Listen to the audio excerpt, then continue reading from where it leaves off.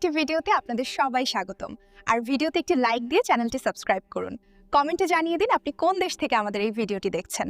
আজকের কোণে দেখা আলো পর্বটা শুরু থেকেই একটা চাপা অস্বস্তি নিয়ে এগোয়। বাইরে থেকে সবকিছু স্বাভাবিক মনে হলেও ভেতরে ভেতরে সম্পর্কগুলো যে কতটা ভাঙনের মুখে দাঁড়িয়ে আছে সেটা আজ খুব পরিষ্কার হয়ে গেল। মনোলতার অবস্থাটা আজ সবচেয়ে বেশি চোখে পড়ার মতো। নতুন সংসার, নতুন বাড়ি, কিন্তু কোথাও যেন নিজের জায়গাটা খুঁজে পাচ্ছে না সে। অনুভবের সঙ্গে তার কথোপকথনে বারবার একটা কথাই উঠে আসে, আমি এখানে কি সত্যি প্রয়োজনীয়? এই প্রশ্নটাই আজকের পর্বের সবচেয়ে ভারী দিক। অনুভবের আচরণটা খুব ঠান্ডা, খুব প্র্যাকটিক্যাল।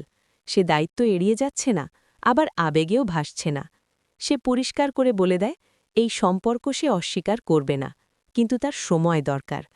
কথাটা শুনতে যুক্তিসঙ্গত হলেও মনোলতার জন্য সেটা ভীষণ কষ্টের। কারণ একজন মানুষ যখন সব ছেড়ে এসে বোঝে যে তাকে কেবল অ্যাডজাস্ট করা হচ্ছে, তখন সেই অনুভূতিটা ভীষণ ভাঙা।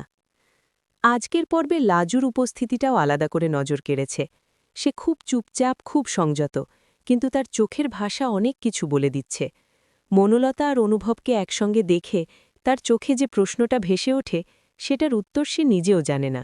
লাজু কিছু বলছে না, কিন্তু তার নীরবতাই সবচেয়ে জোরালো। মনোলতার সংলাপগুলো আজ ভীষণ রিয়াল।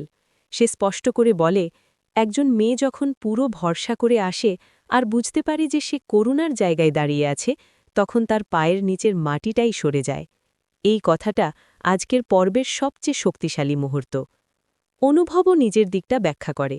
সে বলে, একসময় সে ভেবেছিল মনোলতা আর নেই, সেই শোক নিয়ে অনেকটা পথ হেঁটেছে, তাই হঠাৎ করে সবকিছু স্বাভাবিক করা তার পক্ষে সহজ নয়। এখানেই গল্পটা ধূসর হয়ে যায়। কেউ পুরো ভুল নয়, কেউ পুরো ঠিকও নয়। সবচেয়ে ইন্টারেস্টিং ব্যাপার হল, মনোলতা শেষ পর্যন্ত চাপ দেয় না, সে সময় দিতে রাজি হয়।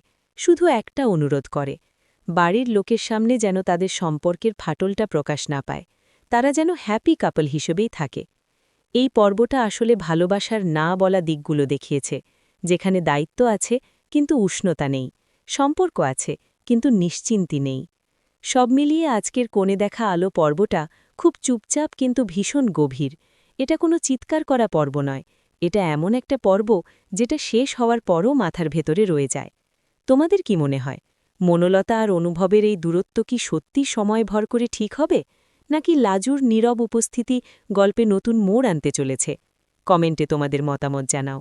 ভিডিওটা ভালো লাগলে লাইক আর শেয়ার করতে ভুলো না, আর এমনই আপডেট পেতে সাবস্ক্রাইব করো।